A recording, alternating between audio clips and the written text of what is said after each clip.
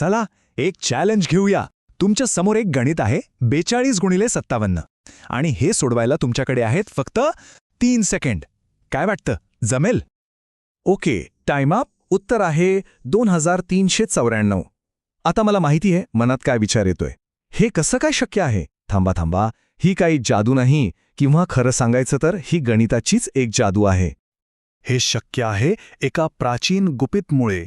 हो, एक असं ज्ञान जे जवळजवळ विस्मरणातच गेलं होतं. आज आपण भारताच्या याच प्राचीन गुप्तांचा खजिना उघडणार आहोत आणि जलद कॅल्क्युलेशनची वैदिक तंत्र शिकणार आहोत. एक गोष्ट नक्की, यानंतर गणिताकडे बघण्याचा अँगल नक्कीच बदलेल. आणि हो, जेव्हा जलद म्हटलं जातंय तेव्हा त्याचा अर्थ आहे चक्क कॅल्क्युलेटरपेक्षाही फास्ट. विश्वास बसत नाहीये? चला तर मग बघूया हे काम कसं करतं. हे बघा, जे उत्तर आलं ते काही हवेत आलेलं नाही. यामागे एक जबरदस्त मेथड आहे, एक अशी सिस्टीम जी कोणीही शिकू शकतं. आणि ही जी जादुई वाटणारी पद्धत आहे ना, तिला एक नाव आहे, ते म्हणजे वैदिक गणित. तर मग हे वैदिक गणित म्हणजे नेमकं काय आहे? सोप्या भाषेत सांगायचं तर ही एक प्राचीन भारतीय सिस्टीम आहे. यात फक्त 16 सोपी सूत्र आहेत आणि त्यांचा वापर करून मोठ्यात मोठी गणितं अगदी काही सेकंदात सुटतात. ही सूत्र म्हणजे एक प्रकारे मेंटल शॉर्टकट्स आहेत. म्हणजे बघा, मोठमोठी घाबरवणारी गणितं घ्यायची आणि त्यांना अगदी सोप्या लहान लहान स्टेप्समध्ये तोडायचं, बस. तर मग पहिल्या ट्रिकसाठी तयार? चला पहिली पद्धत बघूया. तिचं नाव आहे उभी आणि तिरकस पद्धत. आपलं पहिलं चॅलेंज आठवते का?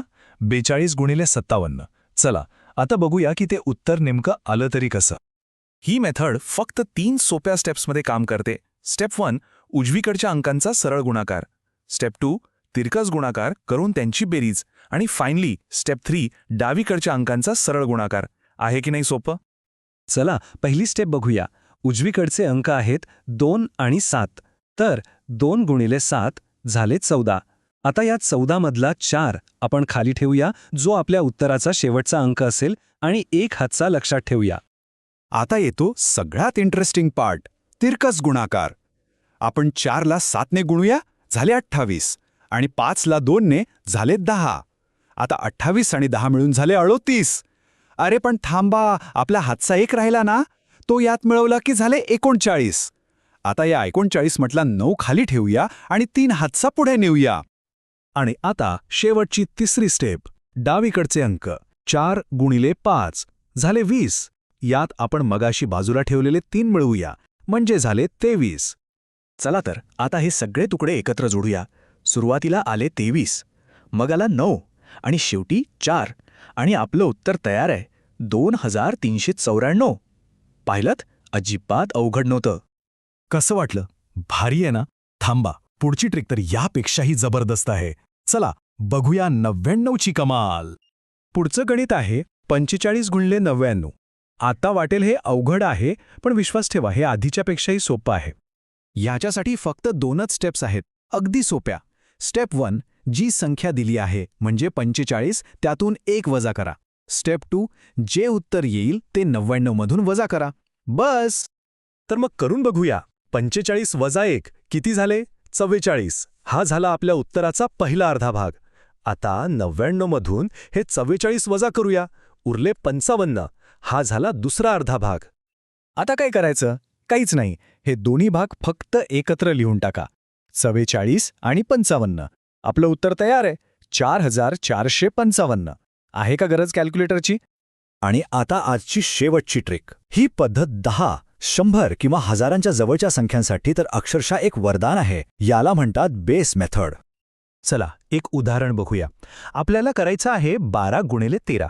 आता या दोन्ही संख्या 10च्या जवळ आहेत, म्हणून इथे आपला बेस आहे 10. याच्या पण 2 सोप्या स्टेप्स आहेत. पहिली, एका संख्येत दुसरी संख्या बेसपेक्षा जेवढी जास्त आहे तेवढा आकडा मिळवा. आणि दुसरी, बेसपेक्षा जे जास्तीचे आकडे आहेत ना, त्यांचा गुणाकार करा. बघा हे किती सोपं आहे. 12 म्हणजे 10पेक्षा 2ने जास्त आणि 13 म्हणजे 10पेक्षा 3ने जास्त, बरोबर? तर पहिली स्टेप, 12मध्ये हे 3 मिळवा, झाले 15, किंवा 13मध्ये ते 2 मिळवले तरी 15च येणार. हा झाला उत्तराचा पहिला भाग. आता दुसरी स्टेप, जे जास्तीचे अंक आहेत म्हणजे 2 आणि 3 त्यांचा गुणाकार करा.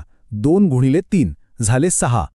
तर मग पहिला भाग 15 आणि दुसरा भाग 6. दोन्ही एकत्र ठेवले आणि उत्तर मिळालं 156. एकदम सहज. तर मग या सगळ्यातून एक गोष्ट लक्षात घेतली पाहिजे की हे फक्त स्पीडबद्दल नाहीये. वैदिक गणित हे कॅल्क्युलेशनला एक क्रिएटिव्ह प्रोसेसमध्ये बदलतं. हा एक प्रकारे नंबर्समधले पॅटर्न शोधण्याचा खेळ आहे. आणि हे सगळं आपल्याला एका मोठ्या प्रश्नाकडे घेऊन जातं. असं आणखी कितीतरी प्राचीन ज्ञान असेल जे आपण विसरलो आहोत, पण जे आजच्या आपल्या आधुनिक जगाला एक नवी दिशा देण्याची ताकद ठेवतं. विचार करण्यासारखी गोष्ट आहे नाही का?